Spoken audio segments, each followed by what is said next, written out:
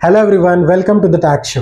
I am CA Rahul Tiwari और हम अपने वीडियो में डिस्कस करते आ रहे हैं कि अगर हमें अपना बिजनेस स्टार्ट करना है तो उसके लिए जो पूंजी की रिक्वायरमेंट है यानी जो कैपिटल की रिक्वायरमेंट है वो हम कैसे फुलफिल कर सकते हैं through the help of government schemes.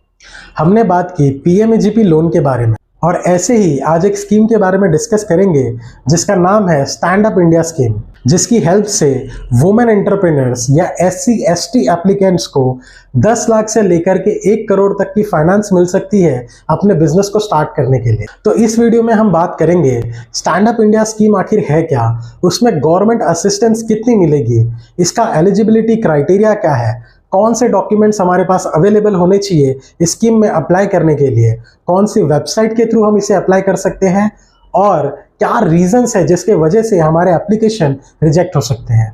जैसा कि हमने जाना, स्टैंड अप इंडिया स्कीम का बेनिफिट सिर्फ कोई भी वुमेन एंटरप्रेन्योर ले सकती है या फिर SC या ST के कोई भी एप्लीकेंट्स ले सकते हैं। ये स्कीम सिर्फ न्यू बिजनेसेस के लिए एप्लीकेबल है, जिसे हम ग्रीन फील्ड प्रोजेक्ट के नाम से भी जानते हैं। और इस स्कीम में गवर्नमेंट आपको 1 करोड़ तक का लोन प्रोवाइड कर सकती है। ये लोन आपको किसी भी शेड्यूल्ड कमर्शियल बैंक से मिल सकता है। ये लोन एक कंपोजिट लोन है, यानी टर्म लोन या वर्किंग कैपिटल लोन दोनों के लिए यूज किया जा सकता है।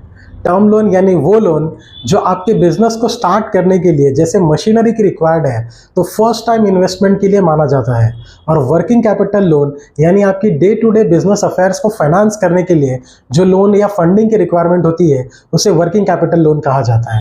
तो ये लोन के दोनों पर्पजेस के लिए आप यूज कर सकते हैं। इस लोन का इंटरेस्ट रेट भी RBI की गाइडलाइन के हिसाब से नॉमिनल रेट ही रहता है। इस स्कीम के अंदर आपके बिजनेस का जो भी टोटल प्रोजेक्ट कॉस्ट होगा उस कॉस्ट का 75% बैंक फाइनेंस करेगी और 25% आपको सेल्फ फंडिंग करनी पड़ेगी। हालांकि कई बार ऐसा होता है कि गवर्नमेंट इसमें भी आपको कंसेशन देती है, यानी आपको सिर्फ 10% की फंडिंग करनी पड़ेगी और बाकी का अमाउंट गवर्नमेंट एंड बैंक मिलकर आपको फाइनेंस करेंगे।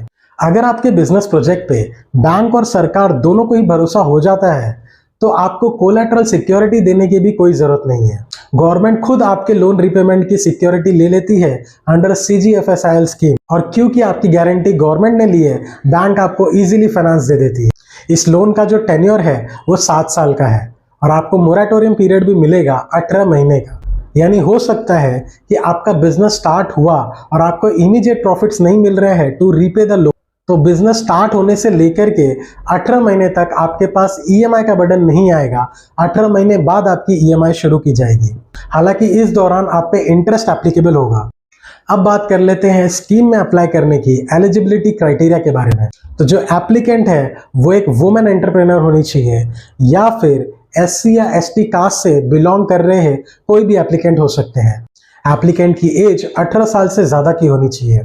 इस स्कीम में सिर्फ ग्रीनफील्ड प्रोजेक्ट एप्लीकेबल है, यानी नए बिजनेसेस ही एलिजिबल है स्कीम में अप्लाई करने के लिए। इस स्कीम में आप अपने बिजनेस के नाम से भी अप्लाई कर सकते हैं, यानी पार्टनरशिप फर्म, LLP या प्राइवेट लिमिटेड कंपनी, प्रोवाइडेड इस बिजनेस में 51% से ज्यादा का कंट्रोल यानी मेजॉरिटी कंट्रोल SC/ST कास्ट या फिर वुमेन एंटरप्रेन्योर का होना चाहिए। एप्लीकेंट का क्रेडिट स्कोर अच्छा होना चाहिए, यानी किसी भी फाइनेंशियल इंस्टीट्यूशन के साथ उनका डिफॉल्ट नहीं होना चाहिए रीपेमेंट को लेकर के। अब समझते हैं स्कीम में अप्लाई करने के लिए आपके पास कौन से डॉक्यूमेंट्स अवेलेबल होने चाहिए। ID प्रूफ में पैन कार्ड, पासपोर्ट, आधार कार्ड या वोटिंग कार्ड चल जाएगा। एड्रेस प्रूफ के लिए आपके पास प्रॉपर इलेक्ट्रिसिटी बिल या फिर रेंट एग्रीमेंट होना चाहिए। आपके प्रिंसिपल प्लेस ऑफ बिजनेस का प्रॉपर एड्रेस प्रूफ आपके पास होना चाहिए। अगर आप SC या ST कास्ट से बिलोंग करते हैं तो कास्ट सर्टिफिकेट भी आपकी रिक्वायर्ड होगी। आपके बिजनेस के रजिस्ट्रेशन पेपर जैसे कि सर्टिफिकेट ऑफ इनकॉर्पोरेशन आपको सबमिट करना पड़ेगा। इंडिविजुअल एप्लीकेंट के लिए इनकम टैक्स रिटर्न आपको सबमिट करना होगा। आपकी प्रोजेक्टेड बैलेंस शीट और आपको एक डिटेल प्रोजेक्ट रिपोर्ट भी सबमिट करनी पड़ेगी, जो आप एक चार्टर्ड अकाउंटेंट की हेल्प से बनवा सकते हैं। ये बहुत ही ज्यादा इंपॉर्टेंट डॉक्यूमेंट है क्योंकि यही डिसाइड करता है कि आपका बिजनेस प्रॉफिटेबल बिजनेस होगा या नहीं होगा। अब जान लेते हैं क्या वो रीजन हो सकते हैं जिसके वजह से आपकी एप्लीकेशन रिजेक्ट हो सकती है। तो पहला है प्रोजेक्ट रिपोर्ट। अगर आपकी प्रोजेक्ट रिपोर्ट आपकी बिजनेस को प्रॉफिटेबल नहीं शो कर रही है या आपके बिजनेस में पोटेंशियल नहीं शो कर रही है तो बैंक आपके एप्लीकेशन को रिजेक्ट कर सकती है। सेकेंड, अगर आपके पास कोई स्किल्स नहीं है आपके बिजनेस को मैनेज करने के लिए तो भी गवर्नमेंट या बैंक को आप पे ट्रस्ट नहीं होगा।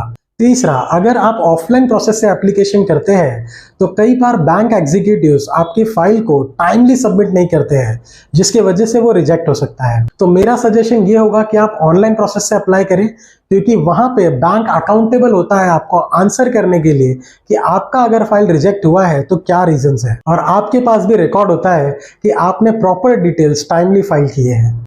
इस स्कीम में अप्लाई करने के लिए आप ऑनलाइन www.standupmitra.in पे विजिट कर सकते हैं। ऐसे ही और गवर्नमेंट स्कीम्स के बारे में जानने के लिए हमारे साथ कनेक्टेड रहिए। Thank you.